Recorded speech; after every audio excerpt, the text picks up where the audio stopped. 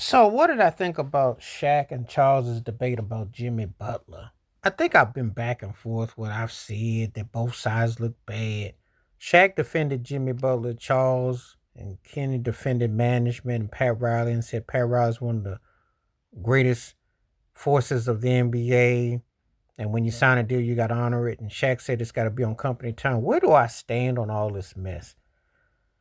Jimmy Butler wanted an extension. Extension can mean you want a raise or you want something to cover you for expenditures. It doesn't necessarily mean that you're going to get more money to double. You will get more money, but it's like it can be like a loan. It's so much complicated work to this.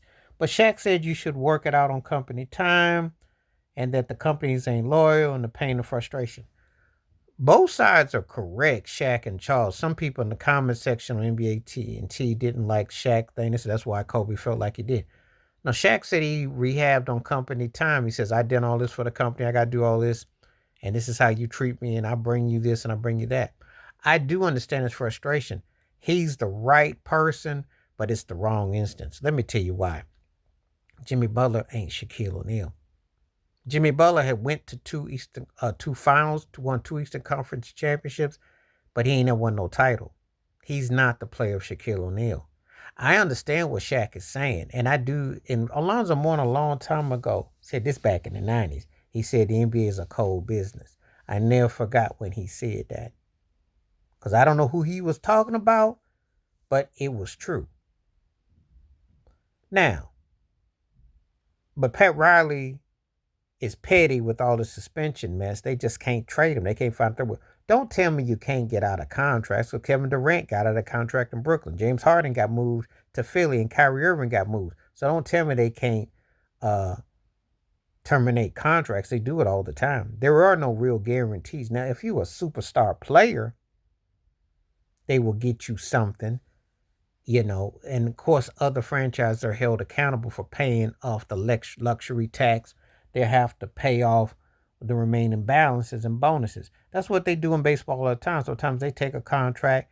How much of it is actually guaranteed? These contracts ain't what you think they are. Cats still make more money in incentives and endorsements if they have to meet sophisticated goals or however it's done. So it's not like what you think it is. Now, why are they both right? Shaq's right that if you didn't put the work and the time in with the franchise and you've had any kind of success and they selling your merchandise, they sell Jimmy Butler jerseys. He's been used on the Coors product commercials. He's been used for other commercials. So they have made profit off of him. It's a slave auction, and it's a fact. So quite naturally, they didn't pimp you. So yeah, you've been used. Win, lose, or draw. If you a draw where you sell jerseys, or if you win titles or what have you, hey, it all adds up. In this day of merch and streams and dreams, it all's connected.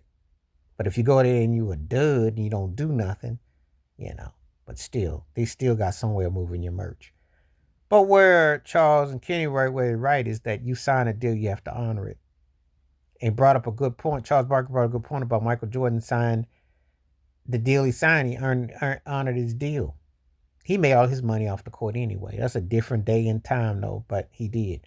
Victor Wembanyama, which Kenny brought up, Shaq said, aha, the nice try, which is true because you can't compare a rookie or a guy who's second year or so to a guy that's been an NBA veteran. It's a different landscape, and there are different intervals in their career.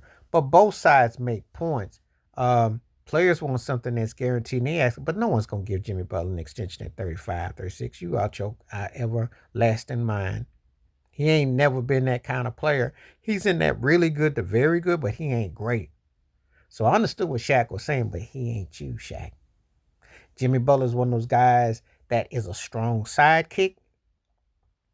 And I do like Jimmy Butler's tenacity and his strength, but he outwears his welcome and he tends to burn bridges. And he's always played alongside guys that were better than him. Cat was better than him in Minnesota. Joel Embiid was better than him in Philadelphia. Derrick Rose was better than him in Chicago.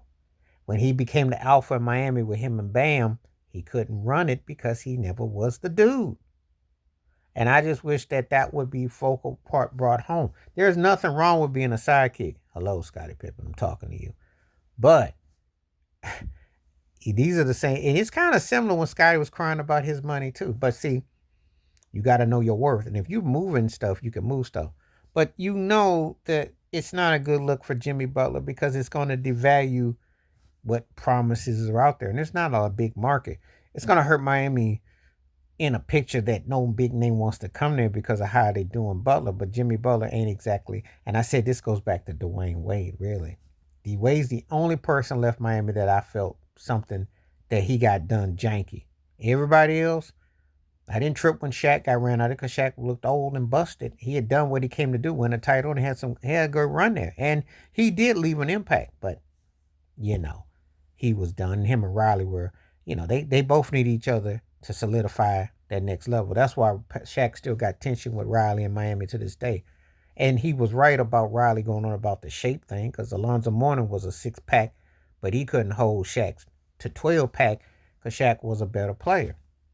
And size is overrated if you're getting the job done. You got to get the job done. You meet me, you make it, you win. Lonzo did play great in the finals against the Mavericks, but still, the Shaq impact was what that brought that there with D Wade, of course. And then, but it is very telling. Again, comes down on how you come down on it, though. But these owners and stuff can do whatever they want. You saw how they made Kyrie Irving ran through hoops when that thing got overblown in Brooklyn. And Durant went out of there. And they can get you up out of there if they want to. Contracts don't really mean much of anything. How much is guaranteed because you're signing what? And then they got options to, they do what they want to do. And they still making the front sides of the pie anyway. And you're going to tell me that players get paid hundreds of millions and owners are worth 2 or 3 billion when they sell out. Come on now. That's not a balance at all. The TV rights, the stream rights, all that, the owners are still getting the top dollar. The players are still getting slices on the dices. They're getting money, but look how long. Think about if a guy today can command 50 million like Jimmy Butler, what would Michael Jordan have commanded D Wade or Kobe? You got to put another zero behind it. They peak in their prime. And these guys are benefiting from it today at this stage of their career when they're not at that kind of peak in value. So Shaq and Charles' debate about Jimmy Butler, I can see both sides. I can vent the frustration on both sides. I do think that Miami's going to probably have to lowball him to get him up out of there because I don't think nobody's going to really touch Jimmy Butler at this stage. But it's also a reminder of who owns what and what is what. Please hit like, subscribe, welcome thoughts, comments, and I do respond. Thank you. Wash your hands. Keep your mind clear. Watch out for another. Share it if you like and hit that membership. Stay safe, stay blessed, stay woke, stay free. I'm out. Peace.